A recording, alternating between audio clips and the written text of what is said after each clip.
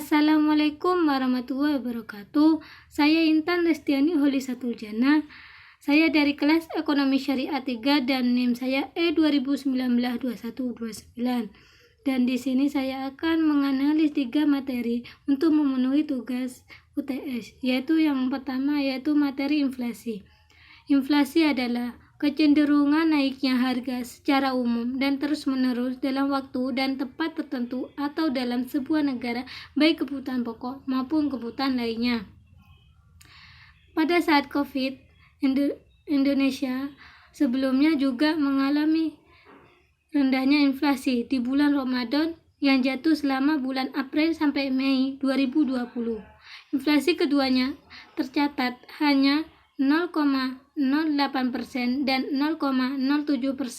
Idealnya inflasi seharusnya terjadi di Ramadan seperti Mei sampai Juni 2019, dikirakan 0,68% dan 0,55%. Memang kondisi Ramadan 2020 memang berbeda karena jumlah uang yang beredar tak banyak. Hal ini merupakan imbas dari penurunan permintaan dan perputaran uang bersumber dari penurunan aktivitas ekonomi karena COVID-19. Dan di sini berdasarkan dari sifatnya, yaitu 1. Inflasi merayap, di mana inflasi itu dihitung berdasarkan dalam per tahun antara 1 sampai 10%. Yang kedua adalah inflasi menengah, di mana inflasi itu dalam 1 tahun antara 10 sampai 30%. Ketika dihitung rata-rata naiknya barang keseluruhan secara nasional mencapai 10 sampai 30% menengah. Yang ketiga adalah inflasi tinggi, di mana inflasi itu dalam 1 tahun antara 30% sampai 100%, maka lebih dari 30% itu termasuk inflasi tinggi. Berdasarkan dari penyebab inflasi, yaitu inflasi permintaan. Inflasi ini timbul karena permintaan masyarakat akan berbagai macam barang tertentu kuat. Jadi masyarakat membutuhkan bahan pokok banyak, tetapi persediaan sedikit. Apa yang terjadi? Harga barang tersebut tinggi. Yaitu yang kedua, inflasi penawaran.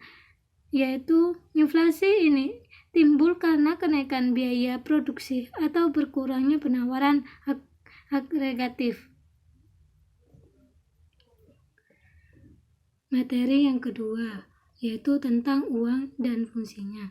Uang adalah benda yang diterima masyarakat umum sebagai alat tukar kegiatan ekonomi. Jadi sebagai alat tukar bagi masyarakat pada zaman dahulu, alat tukar awalnya berupa emas atau perak. Jadi beli barang pakai uang emas atau perak.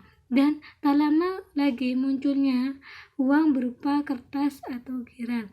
Dan ada pula jenis-jenis uang menurut bahan pembuatan, yaitu uang logam.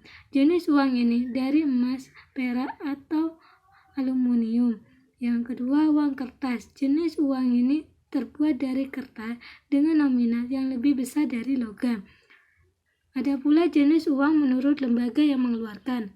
Uang kartal, uang berupa uang kertas atau logam yang akan digunakan transaksi ekonomi. Ada pula uang giral, yaitu jenis uang yang satu ini berbentuk simpanan di bank dalam bentuk cek atau giro.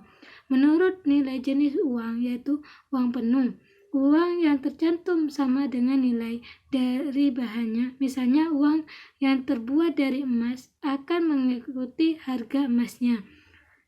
Ada pula uang tanda, yaitu uang nominal ini bisa lebih tinggi dari bahan yang dibuatnya.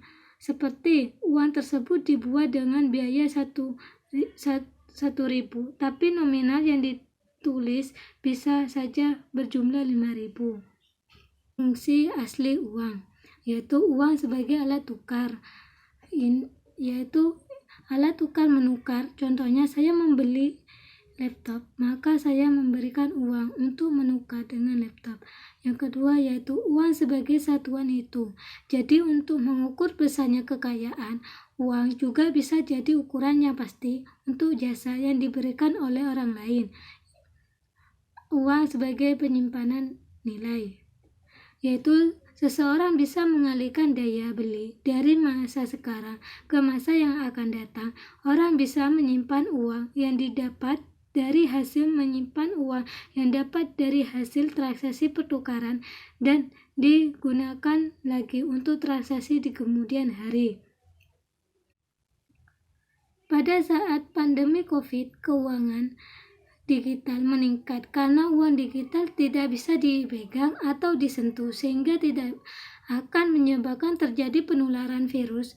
Beda halnya dengan uang fisik seperti kertas atau logam yang bisa dipegang dan tentu ini akan menyebabkan terjadi penyebaran virus.